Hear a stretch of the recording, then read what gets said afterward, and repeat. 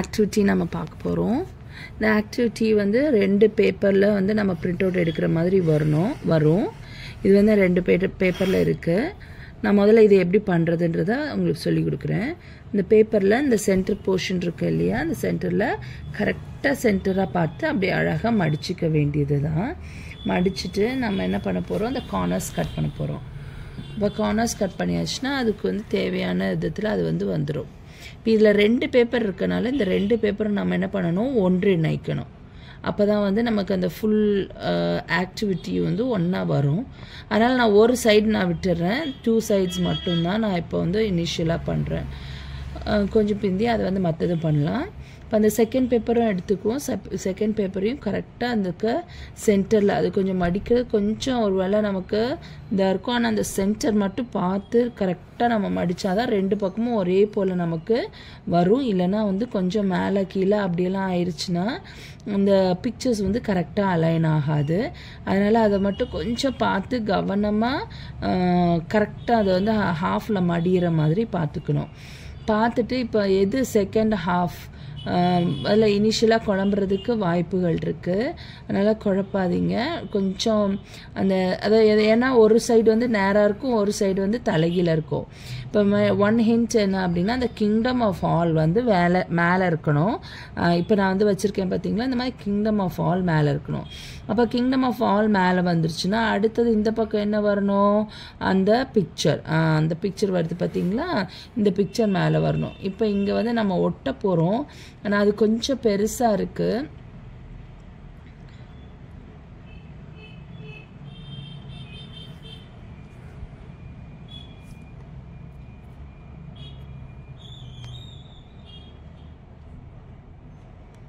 இப்போ இதில் வச்சு பார்க்கும்போது அது வந்து கொஞ்சம் பெருசாக இருக்கிற மாதிரி இருக்கிறதுனால நான் கொஞ்சம் கூட வெட்டுறேன்.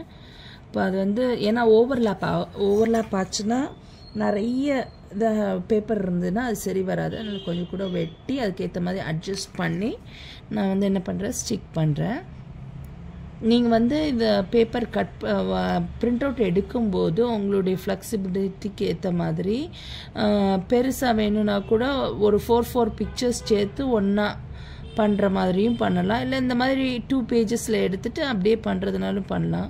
ஒரே சைஸில் இது பண்ணி நம்ம என்ன பண்ணிடணும், இந்த மாதிரி இந்த 3 கார்னர்ஸ் அப்படியே ஒட்டிட்டா கூட போதும். அழகாக அந்த ஒரு போத் சைட்ஸ் வந்து நீட்டாக அப்படியே வந்துடும். இப்போ இது வந்துருச்சு. இது 2 சைஸாக இருக்கிறதுனால கொஞ்சம் வித்தியாசமாக தெரியுது. நீங்கள் ஒரே சைஸாக ஒரே போல் எடுத்தாலும் நீங்கள் பிரிண்ட் அவுட் எடுக்கும்போது கொஞ்சம் கவனமாக எடுத்துட்டிங்கன்னா உங்களுக்கு ஒரே போல் வந்துடும். இப்போ நம்ம வந்து அதை மடிக்க போகிறோம். மடிக்கும்போது ரொம்ப கவனமாக மடிக்கணும். கொஞ்சம் அட்ஜஸ்ட் பண்ணி நம்ம வந்து முதல்ல கொஞ்சம் சின்னதாக கரெக்டாக அந்த இதுக்கு அலைன் ஆகிற மாதிரி பார்த்து மடித்தோன்னா தான் கீழே வரும்போது கரெக்டாக வரும். அதனால் கொஞ்சம் அட்ஜஸ்ட் பண்ணி கரெக்டாக அந்த லைனை வந்து ரொம்ப தாண்டாத மாதிரி நம்ம என்ன பண்ணிக்கணும், பார்த்துக்கணும். இப்போ அடுத்தது வந்து நம்ம கனெக்ட் ஆகும்போது செகண்ட் பேப்பர் கனெக்ட் ஆகும்போது அங்கே கொஞ்சம் ஸ்பேஸ் இருக்கிறதுனால கொஞ்சம் அட்ஜஸ்ட் ஆகிடுது. அது அட்ஜஸ்ட் ஆகி அடுத்ததுக்கு வரும்போது கொஞ்சம் அது பிக்சர்ஸ் வந்து கொஞ்சம் மாறுறது வந்து இருந்ததுன்னா அதுக்கேற்ற மாதிரி திருப்பி நம்ம வந்து கொஞ்சம் கொஞ்சமாக அட்ஜஸ்ட் பண்ணிக்கணும். இல்லை உங்களுக்கு வேணும் இன்னும் ரொம்ப ஓவர்லேப் ஆகுது அப்படின்னு சொன்னால் நீங்கள் என்ன பண்ணலாம், நடுவில் ஒரு சின்ன ஸ்மால் பேப்பர் கொடுத்துக்கலாம். ஒரு இடத்துல கட் பண்ணிவிட்டு திருப்பி அங்கே வந்து நடுவில் ஒரு பேப்பர் கொடுத்து அதை சரி பண்ணி இப்போ நான் காமிக்கிறேன் பார்த்தீங்களா, அந்த மாதிரி ஓரளவுக்கு அந்த கரெக்டான அந்த பொசிஷன் வர்ற மாதிரி நம்ம என்ன பண்ணிடணும், அதை அலைன் பண்ணிடணும். இப்போ அதுடைய ஃபுல் இது பார்க்கலாம். Kingdom of all, kingdom for all, அதிலேருந்து நம்ம ஸ்டார்ட் பண்ணுறோம். அதில் ஸ்டார்ட் பண்ணிவிட்டு இப்போ என்ன பண்ணணும், ஒன்றுன்னா நம்ம வந்து மடித்து என்ன பண்ண போகிறோம், அதை எக்ஸ்பிளைன் பண்ண போகிறோம் பிள்ளைங்களுக்கு. மெயினாக இன்டர் அண்ட் சீனியர் ஜூனியர்ஸ்க்கும் நீங்கள் அண்டர்ஸ்டாண்டிங் இருந்ததுன்னா காமிக்கலாம். முதலாவது தேவன் எப்படி நம்மளை படைச்சாரு, புதுசாக அந்த உலகத்தை படிக்கும்போது மக்களுக்காக அந்த உலகத்தை எல்லாத்தையும் பார்த்து படித்தாங்க இல்லையா. அப்போ அதை பிள்ளைகளுக்கு சொல்லலாம். அப்போ அந்த உலகம் வந்து யாருக்காக படைக்கப்பட்டிருந்தது, நமக்காக தான் படைக்கப்பட்டிருந்தது. அப்போ இங்கே வந்து ஜீசஸ் கிரைஸ்ட் இன்வைட்ஸ் அந்த ஃபில் இன் த பிளாங்க்ஸில் வந்து நம்ம என்ன பண்ணலாம், ஃபில் இன் த பிளாங்க்ல வந்து அந்த பிள்ளைகளுடைய பேர் எந்தெந்த பிள்ளைகளோ அந்த பிள்ளைகளுடைய பேரை வந்து அங்கே கொடுக்க சொல்லலாம். அப்போ கொடுத்துட்டு கீழே வந்து என்னது to be the part of his kingdom. வசனம் மத்தேயு 19:14 சிறு பிள்ளைகள் என்னிடத்தில் வருவதற்கு இடங்கொடுங்கள், அவர்களை தடை செய்யாதிருங்க, கர்த்தருடைய ராஜ்யம் அப்படிப்பட்டவர்களுடையதுன்னு சொல்லியிருக்கிறது தான் இங்கிலீஷில் அங்கே நான் கொடுத்துருக்குறேன். அப்போ அது வந்து என்னென்னா, நான் ஏசப்பா வந்து நம்ம ஒவ்வொரு குழந்தைங்களையும் ஒவ்வொருத்தரையும் உங்கள் எல்லாரையும் இன்வைட் பண்ணுறாங்க. ஒரு கல்யாணத்துக்கு போகும்போது எல்லாருக்கும் இன்விடேஷன் கொடுக்குறாங்களோ அந்த மாதிரி ஏசப்பா நமக்கு இன்விடேஷன் கொடுத்துருக்காங்க. இன்விடேஷன் கொடுத்து திறந்த கைகளோடு நமக்காக என்ன பண்ணிகிட்ருக்காங்க, காத்துட்ருக்காங்க அப்படின்றத வந்து இந்த இதில் வந்து நம்ம சொல்லலாம். அப்போ அந்த ஸ்டெப்ஸில் எப்படி ஏறுறது? இப்போ இந்த கொஸ்டின் கேளுங்க, what should I do to go up those stairs? நான் என்ன பண்ணணும், அந்த ஸ்டேர்ஸ் ஏறணும்னா நான் என்ன பண்ணணும் அப்படின்றத பிள்ளைகள்கிட்ட கேட்கும்போது அவங்களே சில ஆன்சர்ஸ் கொடுப்பாங்க. கொடுக்கும்போது நம்மளும் அதுக்கு ஏற்ற மாதிரி எக்ஸ்பிளைன் பண்ணி கொடுக்கணும். இப்போ முதலாவதாக நம்ம ஃபஸ்ட்டு ஸ்டெப் என்ன, பைபிள் வாசிக்கிறது தான். பைபிள் வாசிக்கிறதுனா என்ன, ஏசப்பா பற்றி ஒரு ஃப்ரெண்டை தெரிஞ்சுக்கிறது எப்படி தெரிஞ்சுக்கிறோம், அடிக்கடி அவங்களோடு பேசும்போது தெரிஞ்சுக்கிறோம் இல்லையா? அதே போல் பைபிள் வாசிக்கும்போது நம்ம ஃப்ரெண்டாகிய ஏசப்பாவை நம்ம தெரிஞ்சுக்கிறோம். அப்போ அவரை போல் ஒரு நல்ல ஃப்ரெண்டு வந்து வேறு யாருமே கிடையாது, அப்போ தெரிஞ்சுக்கிறோம். அடுத்தது நம்ம என்ன பண்ணணும், நம்ம மனதை விட்டு நம்ம அவர்கிட்ட பேசணும். இப்போ ஃப்ரெண்டுனா ரெண்டு பக்கமும் கான்வர்சேஷன் இருக்கும்போது அந்த ஃப்ரெண்டு நம்மளை பற்றி தெரிஞ்சுக்கணும்ல. அப்படி பண்ணும்போது பரலோக ராஜ்யத்துக்குள்ளாக, அதாவது அவர் ஏசப்பாவுடைய பிள்ளைகளாக மாறுவதற்கு நாம் தயாராகிறோம். அப்படி தயாராகி தேவனுடைய ராஜ்யத்துக்குள்ளே பிரவேசிக்கிறதுக்கு இன்னும் சில காரியங்கள் இருக்குது. இப்போ அந்த உவமையை எடுத்துக்கொண்டோன்னா கல்யாண வஸ்திரம்னு ஒன்று இருக்குது.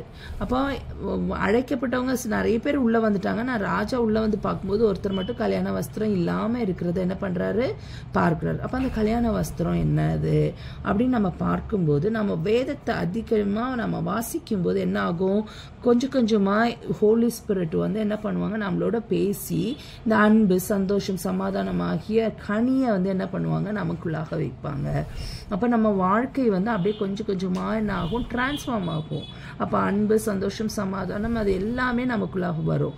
அப்போ ஒன்ஸ் அது வந்து நம்ம வந்து கொஞ்சம் கொஞ்சமாக ப்ராக்டிஸ் பண்ண தொடங்கின பிறகு நமக்கு கிஃப்ட் கொடுப்பாங்க. கிஃப்ட் ஞானத்தை போதிக்கும் வரம், அறிவை தெரிவிக்கும் வரும், விசுவாச வரம், குணப்படுத்துகிற வரம், மற்றவர்களுக்கு ப்ராஃபஸி சொல்லுகிற வரம், அப்புறம் வந்து அந்த பற்பல பாஷைகளில் பேசுகிற வரம், அதை வந்து வியாக்கியானம் பண்ணுகிற வரம். இவ்வாறாக அந்த அடுத்தது வந்து gifts of the holy spirit வந்து ஹோலி ஸ்பிரிட் நமக்கு வந்து என்ன பண்ணுவாங்க, பிளஸ் பண்ணுவாங்க. இது ரெண்டும் நமக்கு வந்த பிறகு ஆப்வியஸாக இதெல்லாம் வந்த உடனே நமக்கு என்ன கிடைக்கும், ஆர்மர் ஆஃப் காட். அப்போ உண்மை என்ன, அப்போ அந்த ஸ்வார்டு ஒவ்வொரு இதுக்கும் வந்து எல்லாமே வந்து என்னது, வசனம் தான். இப்போ இந்த ஆர்மர் ஆஃப் காடை தான் நம்ம என்ன பண்ண, இங்கே ஓமையில் என்னன்னு சொல்லியிருக்கு, கல்யாண வஸ்திரம். இது இல்லாதவர்களை தூக்கி கொண்டு போய் கைகளும் கால்களும் கட்டி அவங்க என்ன பண்ண போகிறாங்க, வெளியே போட போகிறாங்க. அப்போ நமக்கு வந்து இது ரொம்ப அவசியம். அப்படி அதை நம்ம அணிந்து கொள்ளும் பொழுது பரலோக ராஜ்யத்தில் ஏஞ்சல்ஸ் எல்லாரும் ரொம்ப சந்தோஷப்படுறாங்க.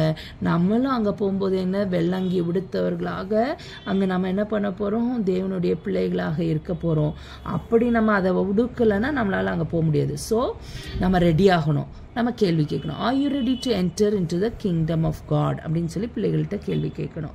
அப்படி கேட்கும்போது பிள்ளைங்க என்ன பண்ணுவாங்க, அதுக்கு பதில் கொடுப்பாங்க. அப்போ ஜீசஸ் இஸ் கம்மிங் சூன்.